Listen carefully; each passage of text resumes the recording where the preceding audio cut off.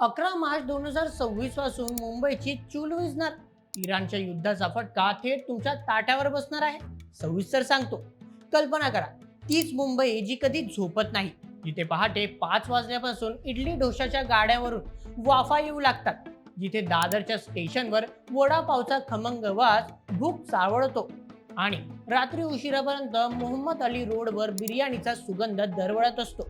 पण 11 मार्च 2026 रोजी तुम्ही उठाल आणि यापैकी काहीच नसेल तर रस्त्यावर शुकशुकाट, हॉटेलच्या बाहेर बंदचे बोर्ड आणि स्विगी झोमॅटो ॲप उघडल्यावर नो रेस्टॉरंट्स अवेलेबल असा मेसेज. हा कोणताही चित्रपटाचा सीन नाही, तर 11 मार्च 2026 पासून मुंबईत आणि महाराष्ट्रात येऊ घातलेले एक भयंकर वास्तव आहे. तुमच्या घरातले गॅस सिलेंडर आणि हॉटेलमधले मोठे कमर्शियल सिलेंडर अचानक संपत आले आहेत.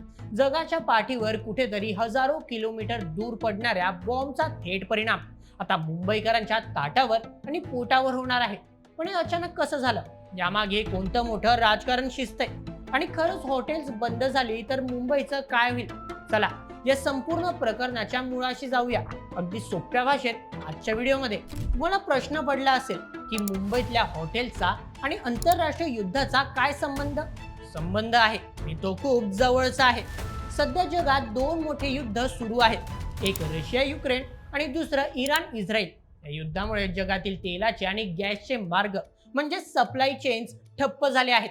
इराण आणि मध्य आशिया हा तो भाग आहे जिथून भारताला मोठ्या प्रमाणावर तेल आणि गॅस मिळतो.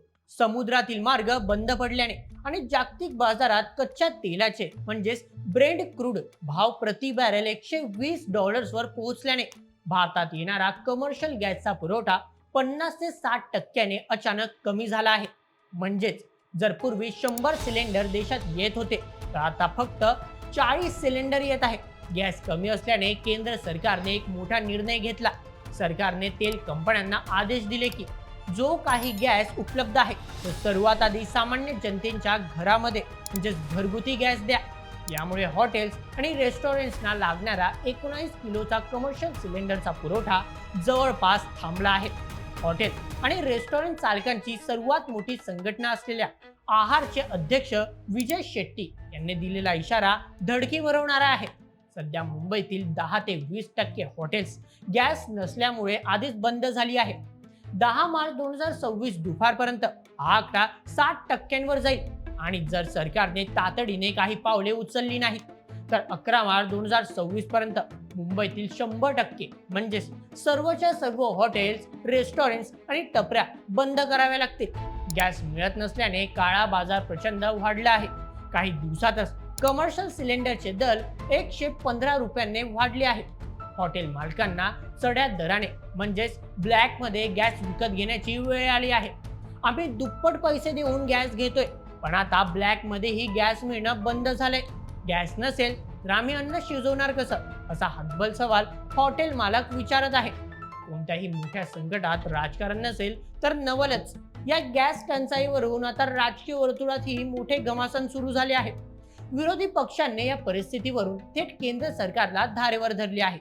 जर आंतरराष्ट्रीय तणाव वाढत होता, तर केंद्र सरकारने आधीच गॅसचा साठा म्हणजे बफर स्टॉक का करून ठेवला नाही?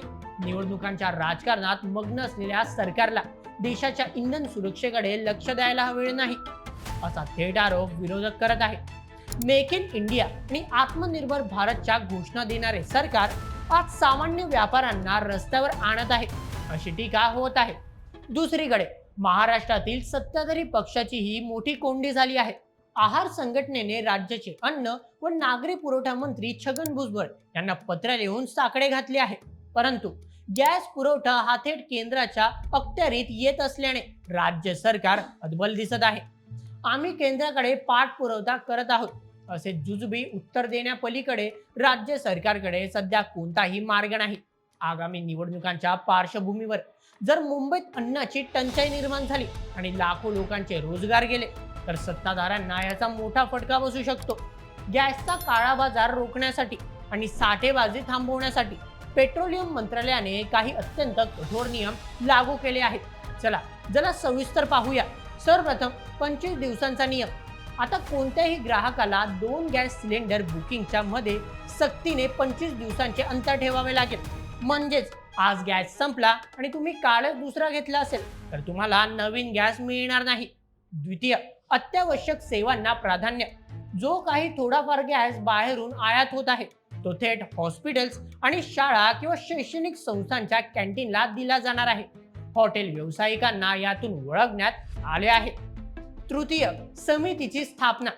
यावर मार्ग काढण्यासाठी तेल कंपन्यांच्या 3 वरिष्ठ अधिकाऱ्यांची एक उच्चस्तरीय समिती नेमण्यात आली आहे. पण ही समिती अहवाल देईपर्यंत हॉटेलचे कंबरडे मोडले असले. तुम्हाला काय वाटेल? हॉटेल बंद झाली तर काय फरक पडतो? आपण घरी जेवण बनवू. पण मित्रांनो, या समस्येची पाळेमुळे खूप खोल आहेत.